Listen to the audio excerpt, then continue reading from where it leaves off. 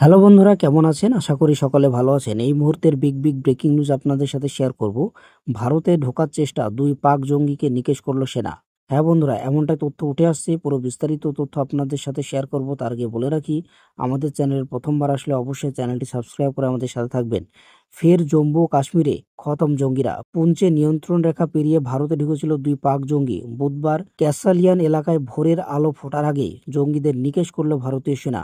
2 জঙ্গি লস্কর সদস্য, তবে এখনো পর্যন্ত তাদের পরিচয় প্রকাশ করেনি ভারতীয় সেনা। তল্লাশি অভিযান চলছে। এর নাম দেওয়া হচ্ছে অপারেশন শিবশক্তি। অতিরিক্ত জওয়ান মোতায়েন রয়েছে এই এলাকায়।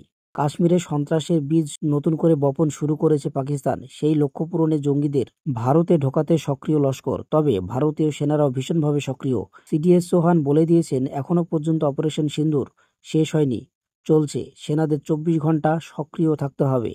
সোমবার পেহেলগাঁও জঙ্গি হামলায় জড়িত মূল চক্রী ও তার 2 সহযোগীকে খতম করেছে নিরাপত্তা বাহিনী। শ্রীনগর লাগোয়া জঙ্গলে লুকিয়েছিল তারা। নিহতদের মধ্যে রয়েছে সুলেমান ওরফে আসিফ। সে ছিল পহেলগাঁও হামলায় মূল চক্রী। ওই দিনই শুরু হয় অপারেশন মহাদেব।